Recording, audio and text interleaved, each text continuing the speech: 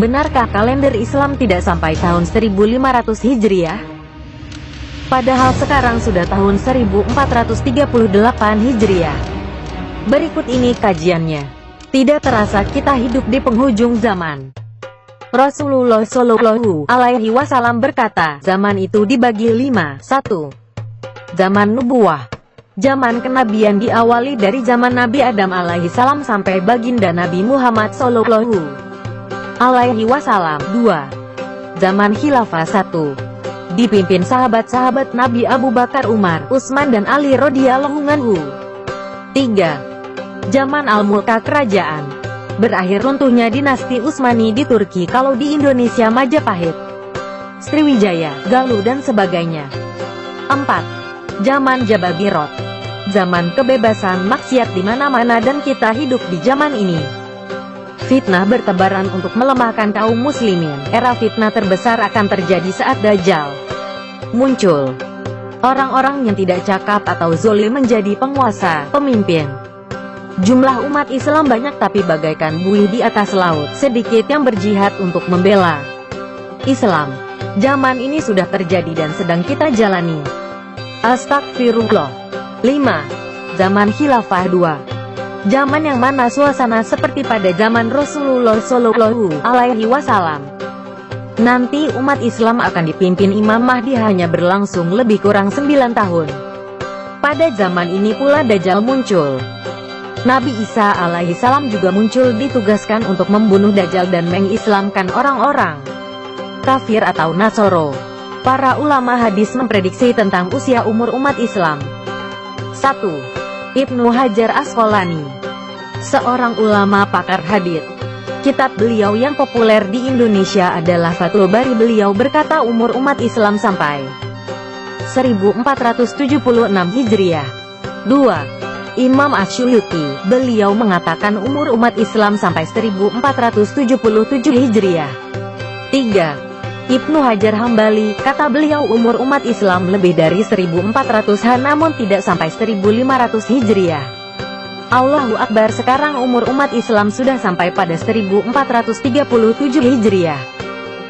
Hari kiamat tidak ada yang tahu termasuk Rasulullah Shallallahu Alaihi Wasallam. Namun mengenai umur umat Islam, Rasulullah sudah memberi bocoran tidak sampai 1500 Hijriah.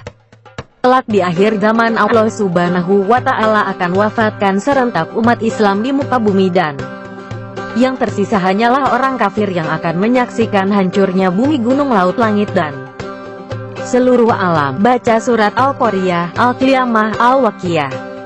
Di antara tanda kiamat kata Rasulullah Shallallahu Alaihi Wasallam akan muncul duhon, kabut hitam yang menyelimuti bumi selama 40 hari 40 malam. Lalu sahabat bertanya, ya Rasulullah, kapan itu terjadi? Kata baginda Nabi Shallallahu Alaihi Wasallam, itu terjadi apabila yang pertama kalau penyanyi wanita bermunculan di mana-mana. Yang kedua kata Rasulullah Shallallahu Alaihi Wasallam, kalau alat musik dicintai oleh umatku dan minuman keras di mana-mana. Saudaraku, tanda-tanda di atas sudah muncul semua sekarang. Mumpung masih ada waktu, mari segera benahi diri, perbaiki kualitas ibadah dan perbanyak amal solih untuk bekal di akhirat nanti. Wallahu a'lam. Sudah siapkah kita? Kajian ilmiah seluruh pakar iptek di timur dan barat sudah 100% membenarkan peringatan Rasulullah 14 abad yang lalu ini. Dan janji Allah pasti benar dan tepat. Badan Meteorologi dan Geofisika menyatakan bahwa akan terjadi kemarau panjang yang akan melanda dunia. Diperkirakan kemarau panjang tersebut akan dimulai tahun 2019 hingga 2022. Cadangan air dunia saat ini hanya tersisa 3% saja. Lalu apa artinya informasi ini bagi kita? Artinya adalah keluarnya Dajjal telah sangat dekat. Dan munculnya Imam Mahdi telah berada di tengah-tengah kita, tanpa kita sadari. Ini berarti apa yang disabdakan Rasulullah telah terbukti dalam hadits tentang kisah Tamim Ad-Dari. Keluarnya Dajjal ditandai dengan keringnya danau Tobariyah, Tiberias, keringnya mata air Zugor, dan pohon kurma Baisan tidak berbuah lagi. Dan jika kita mengikuti perkembangan informasi terakhir tentang 3 pertanda tersebut, sudah nyata terjadi. Sudah 2 tahun ini, pohon kurma di Baisan tidak berbuah lagi. Diikuti dengan semakin minusnya mata air Zugor. Dan yang paling mencengangkan adalah surutnya air di Danau Tiberias di Israel sudah sangat mengkhawatirkan. Sedemikian, sehingga pemerintah Israel sibuk mencari sumber air lain. Salah satunya perencanaan penyulingan air laut. Dalam hadits lain dikatakan bahwa Dajjal akan keluar dari sarangnya ditandai setelah terjadi kemarau dan kekeringan selama kurun 3 tahun. Dan sebagaimana disebutkan di atas, bahwa Badan Meteorologi dan Geofisika telah memperkirakan kekeringan panjang akan dimulai tahun 2019 hingga 2022. Jika di antara kita ada yang pernah berhaji dari tahun 2011, 2012, 2013, 2014, maka insya Allah pernah berjumpa dengan calon Imam Mahdi di dekat Ka'bah. Dan hanya orang-orang khusus saja yang mengetahui tanda-tandanya. Dan kemunculan Imam Mahdi ini seperti yang pernah dinubuahkan oleh Rasulullah adalah ditandai wafatnya raja yang namanya bermakna nama hewan. Bisa jadi ia adalah Raja Fat yang artinya singa. Setelah itu terjadi perselisihan dan naik tahta raja yang banyak dosa, kemudian meninggal, kemudian muncul raja yang baik. Bisa jadi ia adalah Raja Salman. Wallahu a'lam. Di masa atau setelah masa pemerintahan Raja Salman inilah terjadinya pembaiatan atas Imam Mahdi. Dari pertanda ayat-ayat kauniyah tersebut, kesimpulannya adalah akhir dari fananya dunia ini sudah demikian dekat. Marilah kita berbuat baik semaksimal mungkin. Dan ajaklah setiap berjumpa sesama muslim dimanapun, untuk semakin bersungguh-sungguh memperbanyak amal akhirat. Allahu Akbar. Kiamat menurut agama Islam ditandai dengan beberapa pertanda. Kita boleh baca novel sampai beribu-ribu kali, tapi baca ini hanya perlu 5 menit. 1. Kemunculan Imam Mahdi. 2. Kemunculan Dajjal. 3. Turunnya Nabi Isa alaihi salam. 4. Kemunculan Yakjuj dan Makjuj. 5. Terbitnya matahari dari barat ke timur. 6. Pintu pengampunan akan ditutup. 7. Dabah akan keluar dari tanah dan akan menandai muslim yang sebenar-benarnya. 8. Kabut selama 40 hari akan mematikan semua orang beriman sejati sehingga mereka tidak perlu mengalami tanda-tanda kiamat lainnya. 9. Sebuah kebakaran besar akan menyebabkan kerusakan. 10. Pemusnahan, runtuhnya Ka'bah. 11. Tulisan dalam Al-Quran akan lenyap. 12. Sangka kalah akan ditiup pertama kalinya, membuat semua makhluk hidup merasa bimbang dan ketakutan. 13. Tiupan sangka kalah yang kedua kalinya akan membuat semua makhluk hidup mati, dan yang ketiga yang membuat setiap makhluk hidup bangkit kembali. Nabi Muhammad Shallallahu Alaihi Wasallam telah bersabda, barang siapa yang mengingatkan ini kepada orang lain, akan kubuatkan tempat di surga baginya pada hari penghakiman kelak.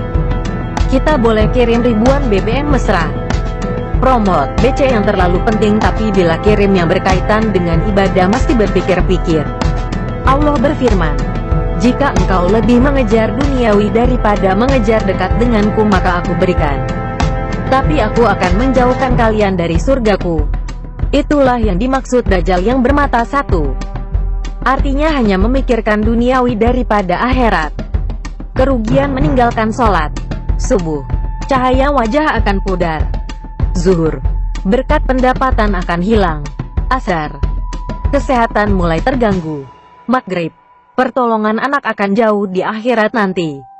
Isya, kedamaian dalam tidur sukar didapatkan. Sebarkan dengan ikhlas.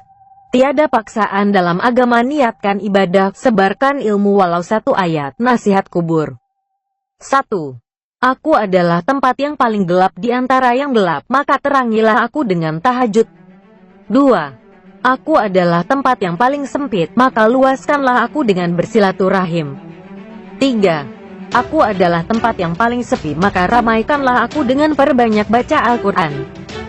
4. Aku adalah tempatnya binatang-binatang yang menjijikan, maka racunilah ia dengan amal sedekah. 5. Aku yang menghimpitmu hingga hancur bila mana tidak sholat. Bebaskan himpitan itu dengan sholat. 6. Aku adalah tempat untuk merendammu dengan cairan yang sangat amat sakit. Bebaskan rendaman itu dengan puasa. 7.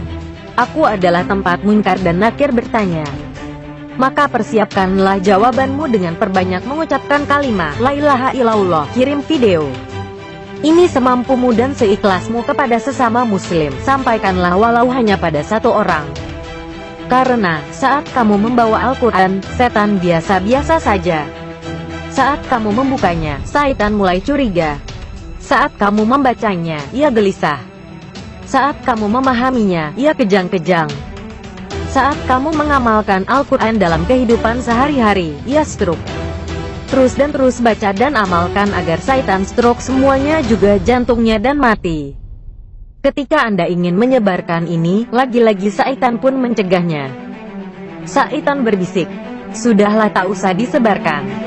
Tak penting, buang waktu saja. Tak mungkin akan dibaca sekecil apapun amal ibadah, Allah Subhanahu wa Ta'ala menghargainya. Yang mensare ini semoga menjadi amal, amin.